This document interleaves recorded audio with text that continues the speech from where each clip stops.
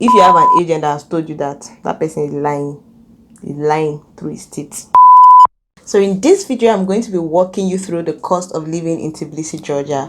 So Tbilisi is the capital of Georgia, and Georgia is a country in the eastern part of Europe. It borders between the Western Asia and Eastern Europe. And in this video, by the time you're done, you'll be able to have enough information to help you make the best decision. In case you have different options for you, you will have enough information to confirm whether you would want to come here or not. And if you've already decided to come here, then it would give you enough information to help you prepare financially before you come. So without further ado, let us get right into this video.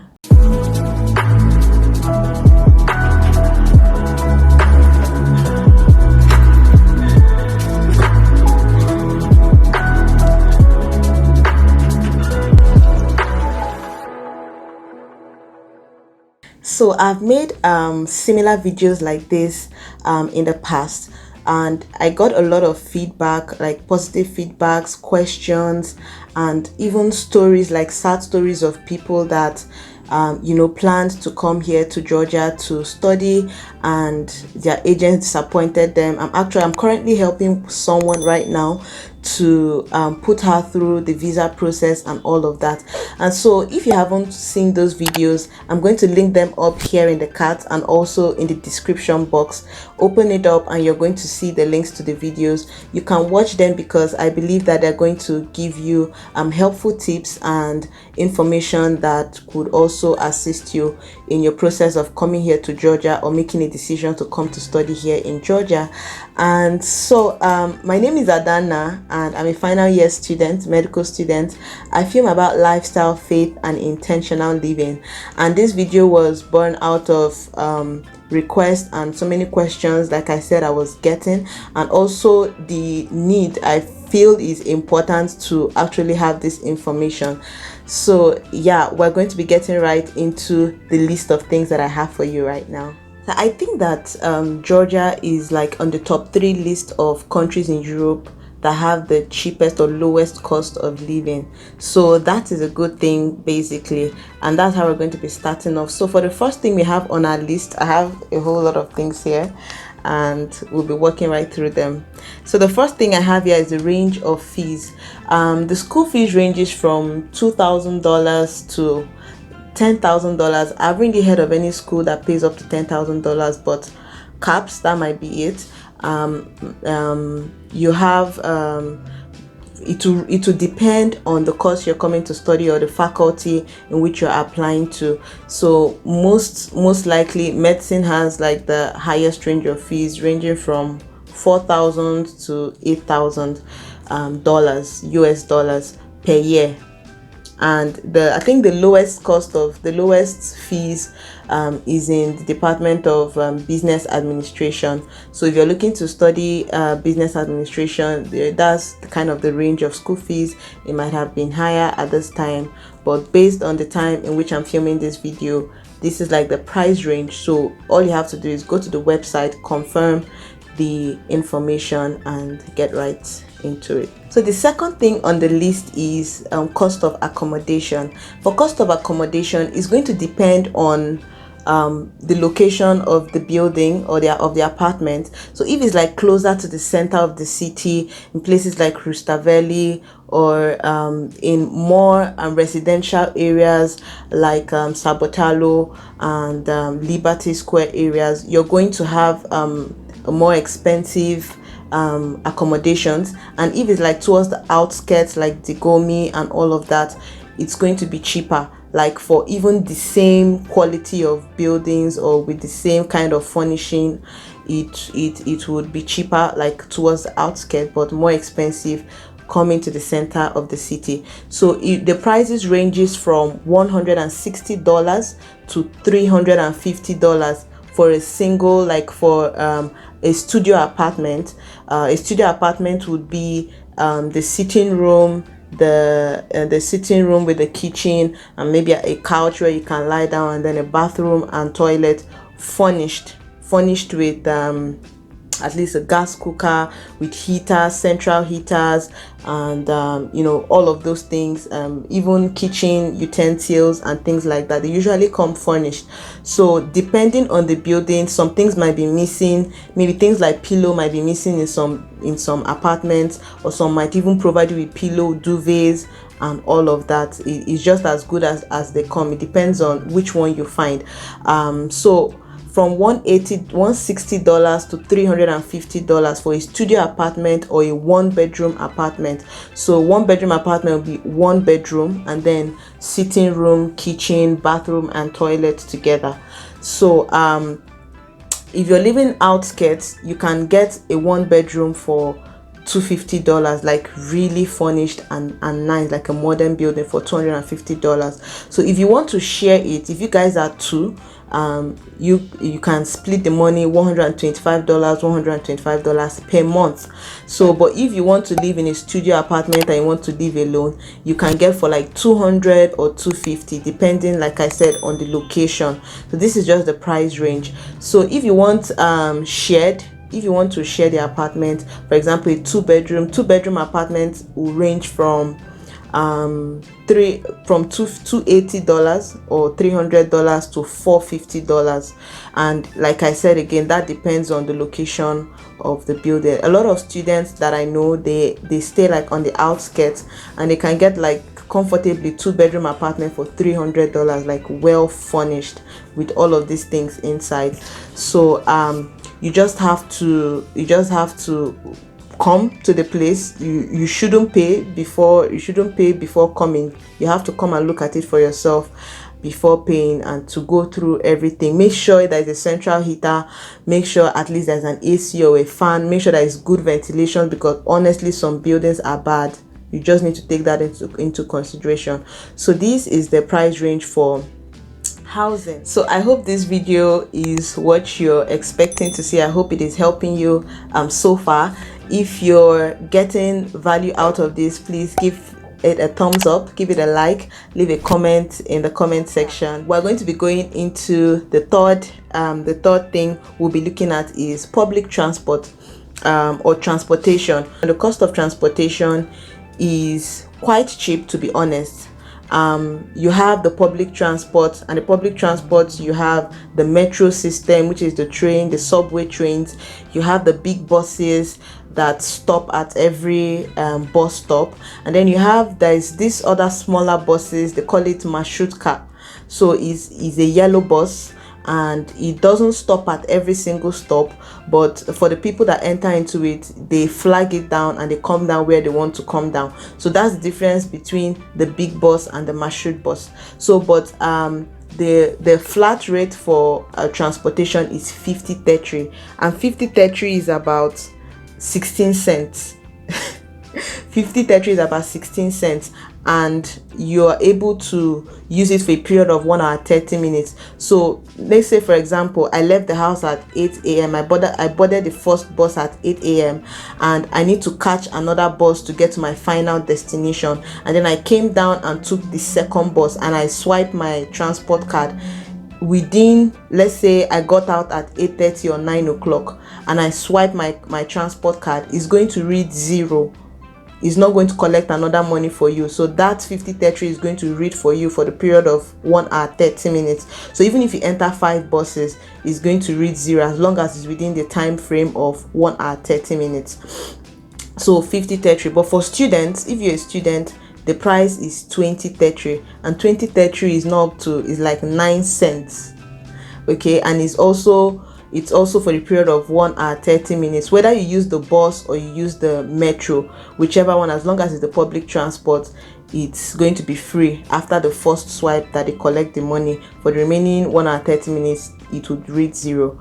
But for the marshrutka, the prices are between either 80 tetri or 50 tetri. Most of them are 80 tetri. 50 tetri are for those that 50 tetri, which is less than 1 lari, right? Tetri is like the smaller denomination, lari is like the major denomination. I don't know how to call it. Yeah, so 80 tetri is for those that go through a long route. Then 50 tetri are for those that the route is very short, and so it doesn't matter where you stop, it is that price. and it doesn't read for 1 hour 30 minutes. That's a different kind of transport system. But the difference is that that one is kind of more comfortable, I would say, but sometimes you have to stand in the bus. I hardly use marshrutka unless maybe for example places like going to the mall, which the marshrutkars go to most of the time. And yeah, so this is just the breakdown: 50-30 for a normal passenger and 20-30 for students. So as a student, if you're coming, you would have to apply for the student card. Okay, I maybe we'll talk about that in another video. So you would you would go with the documents you need and you would apply for it, and they take 2 Larry for that, and they give you the card, and you'd have to put money inside it in the pay box. And also, okay, if you don't want to use the public transport, you can use taxis. So like the common taxi we use here is Yandex. It's amazing. I had an experience with Yandex for the first time. The first time I used it, I was rushing to the airport. That was at night, but it was freaking expensive, even more than what I would have used if I just flagged down a regular taxi. And after that experience, I was like, I'm never using Yandex again. Whoever that recommended it to me, like, I'm done. But I found out that was just one bad experience. But later I started using Yandex, and we all started using Yandex, and it has been wonderful. Like a very, very far distance, the price is insane. Sometimes I even pity for the drivers, and I just chip in a little more money sometimes.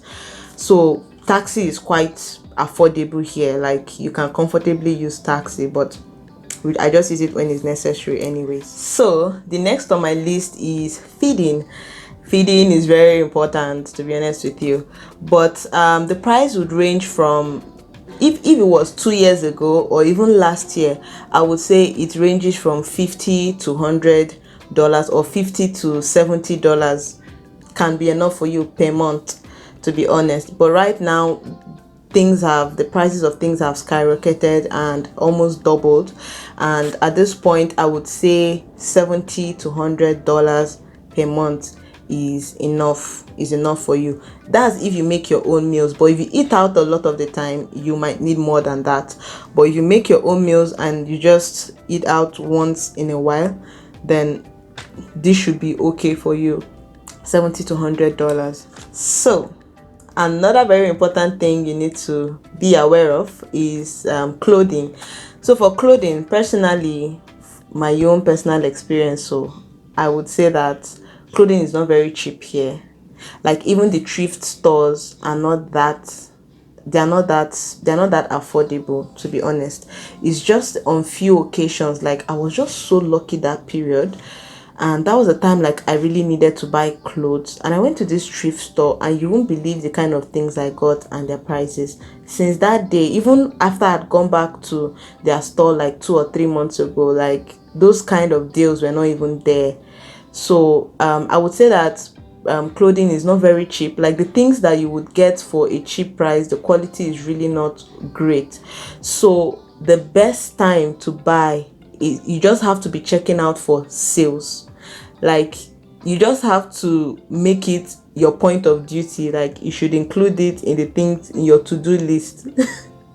To be going around and be checking for sales. Like you see a random store, just go in and check. Like you don't know what you might find, and those things are really difficult to come by, and it won't even be funny if you missed those kind of deals. So I would just suggest the way you can save money for clothing is to enter random shops and check. I buy things not because I need them, because I know that I might need them, and I might see a winter wear now and it's still summer. I buy it and keep, because when it's winter, it's going to skyrocket. For example, I love turtlenecks, so I saw this turtleneck for 10 Larry during summer, and during winter that thing is not going to be less than 30 Larry, to be honest with you. And that was a steal, and I bought it and I kept it.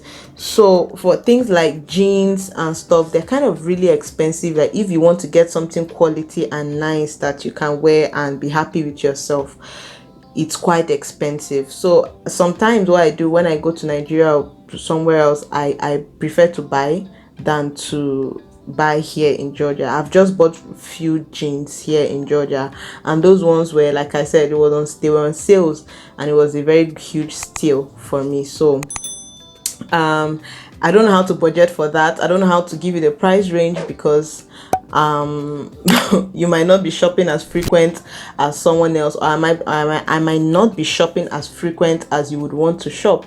But just have it in mind, if you're coming for the first time you from Nigeria, you might have to buy your own jeans, and like as much as you can buy, because I still do that. When I go back, I get a lot of them and I come back. Even tops, their tops are just ridiculously expensive, like for no reason. It's just like I said, based on luck that you just find these things and you keep. So yeah, that's it for clothing. Basically, I won't really put a price tag, but I would say it's just almost double of what you're going to spend if you're in Nigeria. Basically, that's the value when it comes in terms of value. So the next thing on our list, this is okay, no, this is not the last. I still have two more left.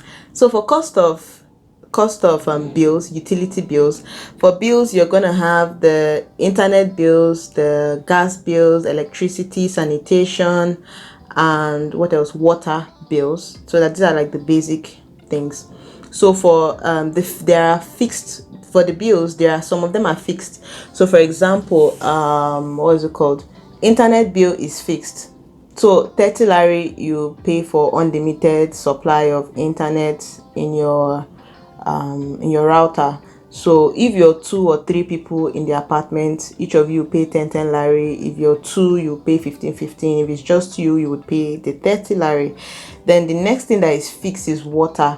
But for water, I've heard that some places the water bill is not fixed, and I don't want to live in that kind of place. So maybe that's something you should look out for when you're picking your apartment to live. Try and find out from the person or the landlord and landlady if their water bill in that area is fixed. Usually if it's fixed, it's between 2.5 to, let's say, 3 lari, an average of 3 lari every month if it's fixed. Then for the next thing is the rest of the things varies. So electricity, for us, based on what I've noticed, when we hardly use electricity, mostly during holidays when we're not reading all night and we have to put on the bulbs, it can range from 17 lari. 17 lari is like less than let's say $6 per month, up to $35. So let's say 35 lari, sorry, 17 to 35 lari. So that would be between 6 to 12, 6 to 13 or 12 lari. Then the next bill is gas. Gas is like the most expensive bill, and like everyone knows, it rises, it doubles, or it sometimes even triples during winter because you have to put on the heaters and all of that. So you're living in a small confined place, you might need less heat. So during summer, without when it's not winter, whether summer or spring, the bills may range from 20 something to 30 something lari. So that should be like 7 or 8, let's say $8, 8 to 12 or $15 per month. But when it is during winter, it can go to as high as $40. Or yeah, it can go to as high as $40. Let's say 30 to $40. Okay, so altogether, if it's not winter period, your bills can range from 100 to 200, depending on how small the apartment is or how many people are living inside it. It just depends. So if you guys are going to be 2 or 3, you can split it into 2 or 3 people. So 100 to 200 lari is like 30 to $65. So if it's during winter, it could range from $60 to $100, which is 180 lari to 300 lari. So like I said, these prices varies. You've seen the lowest and the highest. So if you're alone, it's going to be lower, and if you're alone, your bills could be around 70 lari, 70 or 80 lari. But if you're living with people, it could be more than that. So just bear that in mind. So the next really important thing is medical bills or medical insurance. So for medical insurance, as I know, the one I know is about $100 a year per year, and the other one, I can't remember how much it is. There are two insurance companies that I know two people are using. So one of it is $100 per year as at the time of making this video, and if you don't have insurance, it's going to be really expensive, trust me. So something else you should also be aware of is job opportunities. A lot of people have asked me this, and honestly, okay, I think I had a knowledge about job opportunities when I came, but I didn't think it was going to be that bad. So unless you're really doing your own business, like you're running your own business, or you're doing stuff online, which might not really be very reliable like that, because it might just vary based on the kind of clients or the number of clients you get in a month. So I would say that at least before coming, make sure that 90% of your bills can be, just make sure that 90% of your bills can be footed, and don't depend on finding a job, because you might get disappointed. Okay, so it's not really easy getting a job as a foreigner, unless you learn the language, the Georgian language or Russian language, if you can. And aside from that, really employment is very, very low. The level of unemployment is very high. Everyone is complaining, just like it is in Nigeria, to be honest with you. So I'm not going to sugarcoat anything and tell you that come here, job is waiting for you. If you have an agent that has told you that, that person is lying through his teeth. Yeah, that's basically it. I don't know if I missed anything in this video. If I did, you can ask me in the comment section, or you can check me out at kcdanna. That's my Instagram handle. On Twitter as well, because I even got some people reaching out to me on Twitter. You would see all of those things, all of those information in the description box, or you can send me an email. My email is also in the description box, and I'll be happy to reply you and to help you as much as I can. So I hope this video has been really helpful to you. I'm glad I'm able to help with the information that I have, with the experience that I've had so far in 4 to 5 years right now. And so the next video, I'm going to be looking at visa processing. I really don't want to put out anything there. I'm still trying to make my research based on maybe if there are any changes left. And after that, I'm going to be answering lots of FAQs concerning studying in Georgia, or anything about Georgia at all, as much as I can. So you can drop your questions in the description box, or you can send them into my DM, and I'll see you in my next one. Till then, keep living.